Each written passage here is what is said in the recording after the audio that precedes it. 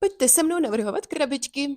Neboli vítejte na lekci podnikatelské finanční negramotnosti, protože dělat custom design na pár desítek kusů krabiček se absolutně nevyplatí, ale co už někdo si koupí nový boty, já si koupím krabičky. Potom, co jsem si uložila miliardu nápadů, jsem vybrala ty topový a řekla jsem AI, teď je tvoje chvíle, pojď do mě. Ale holka dělala nedobytnou a řekla, ne, takhle jednoduchý to nebude, takže z výsledku jsem si vzala akorát tak pozadí a vrhla se na překreslování a dokreslování a trvalo to zase tak dlouho, že by mě můj imaginární coach produktivity, který ho nemám rozhodně nepochválil. Ale hele, takový lifehack je, že všechno se dá schovat za to, že je to investice.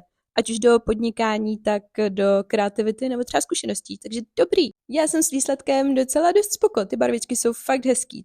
To jsou vždycky největší nervy. Jediný, co mě trochu rmoutí, takže jsem to chtěla v matu, ale v tiskárně mi řekli, že by se to moc oddíralo v těch ohybech a nebylo by to hezký a že doporučují lesk, tak to není přesně podle mých představ a to já dost těžce nesu, ale jinak je to fajn a dokonce se tam vejde i ta svíčka.